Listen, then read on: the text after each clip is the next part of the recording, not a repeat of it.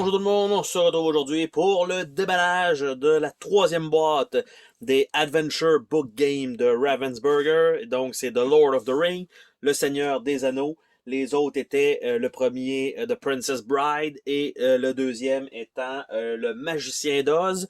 Donc c'est une copie en anglais, normalement qui est sortie initialement en exclusivité Target et finalement un peu plus tard dans toutes les bonnes boutiques.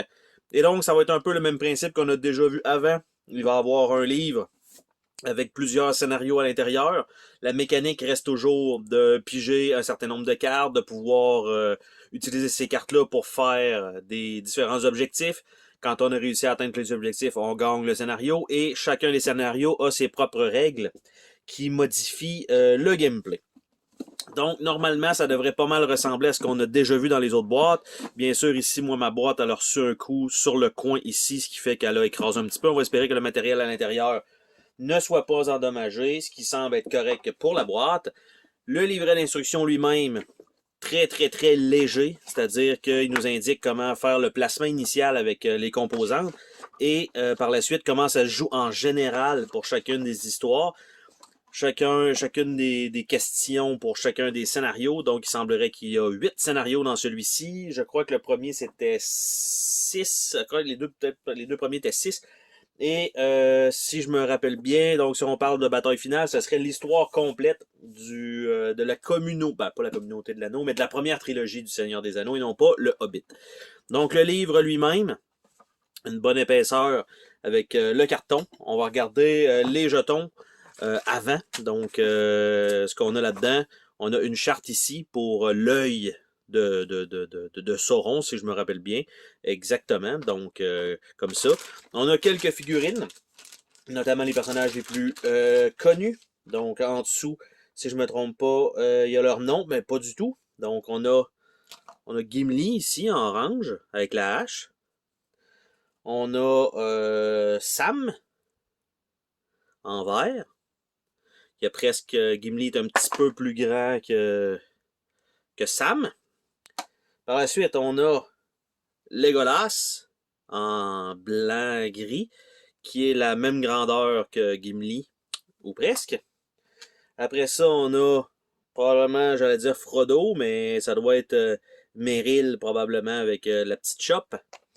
Après ça, on a Frodo avec, ou Fredon avec sa petite épée, donc jeton bleu.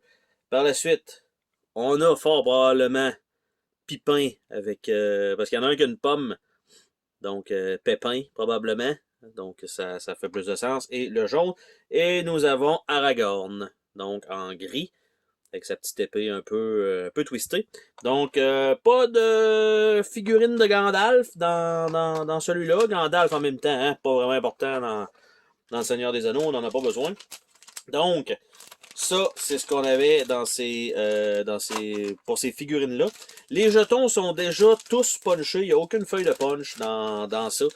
Donc, on a quand même plusieurs jetons d'une qualité quand même correcte, une bonne épaisseur. Donc là, c'est sûr, c'est un petit peu dur de toutes les montrer parce qu'il y en a quand même pas mal. Puis ça va servir pour plusieurs scénarios différents. Donc, ça va être tout à séparer. Il y a un anneau ici probablement qui doit aller là-dessus. Ça ferait du sens. Donc j'essaie de voir toile d'araignée, des gouttes de sang, donc des petits pieds. Donc on a quand même une bonne diversité dans les jetons. Si ça avait été des feuilles de punch, j'aurais pu vous les montrer un peu mieux que ça. Il y a des cartes de référence ici, qui sont dans une enveloppe scellée, ce qui est quand même bien. Donc carte de référence ici, tout simplement single-sided, donc un seul côté. Donc on bouge 0 à 2 espaces ou 2 personnages d'un espace. Le storytelling, comment ça se passe, ben on peut faire telle chose. On pige 2 cartes, on résolve une carte plot et on défausse si jamais on a plus que 6 cartes en main. Donc très très très très simple à jouer. La complexité vient plutôt des règles. Pas des règles, mais on va dire des scénarios. Il y en a qui ça va être probablement de plus en plus difficile. Là, j'ai essayé d'ouvrir le deck de cartes avec la petite pin sur le côté, mais ça a malheureusement pas été un franc succès. Donc, les cartes ont l'air de ça ici. Elles n'ont pas un fini tissé. Elles ont quand même une bonne épaisseur, malgré tout, quand même une certaine qualité. Donc, on a ce qui est des pieds, ça va toujours être donc des portes ouvertes comme ça. Les cornes vont toujours être des cornes. Les épées, l'œil de Sauron, on a des flasques, on a des anneaux, donc qui ont toujours le même effet. Mais si je ne me trompe pas, on peut l'utiliser comme un wild, où on est obligé de le jouer, ou on peut le jouer, me semble, comme un wild, où il y a un effet spécial pour les anneaux, dépendant du scénario, qui est quand même très fort, mais malheureusement, on avance sur la charte ici, et la charte sert pour l'entièreté du livre et non pas pour un seul et unique scénario, donc il faut quand même faire attention si on l'utilise vraiment beaucoup au début. Les anneaux, et il y a un genre de petite partie deck building dans tout ça. Donc, ça comme ça, je vais mettre ça de côté. Ces cartes-là, il n'y en a pas beaucoup. Je vais les mettre de côté pour voir un peu avec vous ça comme ça. Donc, on a ces cartes-là qui vont déjà être là, et le reste des cartes ici semblent être des cartes spéciales. Donc, Wisdom of Elrond, on l'a 2 fois, 3 fois. Arwen's Love, Great Eagle, 3 fois. Galadriel Hair, Mirror of Galadriel, Helven Cloak, Shadowfax, Bilbo Journal. Et en fait, à chaque fois que vous allez réussir, il me semble, un scénario, vous allez ajouter une carte aléatoire de ça dans le deck que tout le monde peut piger. Et tranquillement, pas vite, vous allez avoir des meilleures cartes qui vont s'ajouter là-dedans. Évidemment, en début de partie, elles n'y sont pas. Il y a les plot cards. Donc, ça ici, c'est une par scénario. Et de la manière que ça fonctionne, c'est que vous avez 1 à 15, donc partout. Et tout dépendant de la carte que vous allez tirer, vous allez effectuer l'effet qui est là, dépendant du scénario. Ces cartes-là sont simplement des cartes de 1 à 15 au lieu d'avoir fourni un dé. Évidemment, un dé à 15 faces, c'est pas ultra classique, on va dire ça comme ça. Donc, c'est un deck de cartes de 15 cartes, tout simplement. Artwork très basic. Donc, on sauve partout où on peut sauver sur cette production-là. Et on a ici, donc, les cartes de Sauron. Corruption. Donc, c'est que de la corruption et c'est des mauvaises cartes. Et probablement que ça doit avoir un rapport peut-être avec ça ici et qu'on doit jouer ces cartes-là en supplément parce qu'elles ont un dos de toute façon différent. Donc, on ne peut pas mélanger ça avec les decks de base. Donc, ce qui nous reste à regarder ensemble, c'est le livre. Donc, le livre et l'autre côté. Donc, même la plus petite personne peut changer le cours de l'avenir. Donc, le premier scénario, Adventure Begin. Donc, il y a l'air de ça. Il n'y a pas tant de trucs, mais en fait, on démarre dans ce coin-ci. On doit terminer là, mais il faut aller chercher un autre personnage ici, si je me rappelle bien.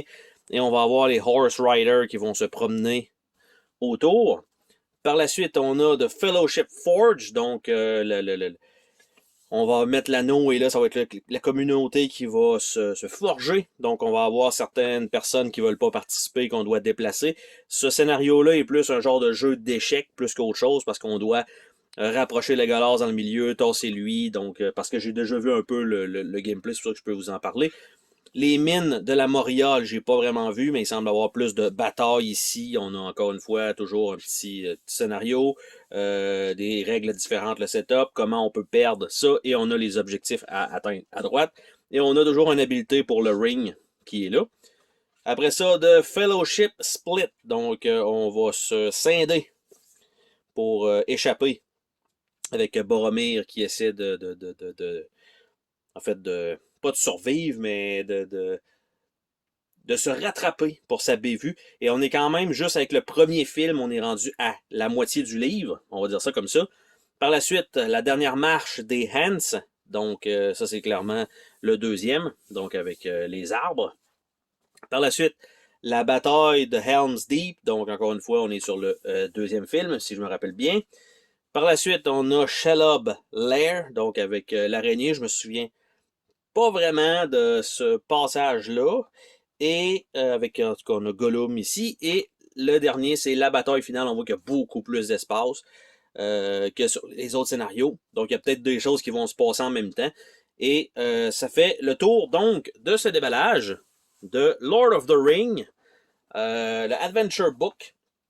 Donc, il se joue un peu comme les autres, avec encore une fois quelques petites composantes différentes, mais c'est un jeu quand même, pas relativement facile. C'est facile à comprendre, mais évidemment, l'ordre dans lequel les événements vont arriver, ça vous donne quand même une certaine rejouabilité, même si vous savez, ça va être, c'est un genre de petit puzzle, mais évidemment, il faut que tout joue en votre faveur pour réussir. Sur ce, on se dit à la prochaine pour une autre vidéo. Salut tout le monde!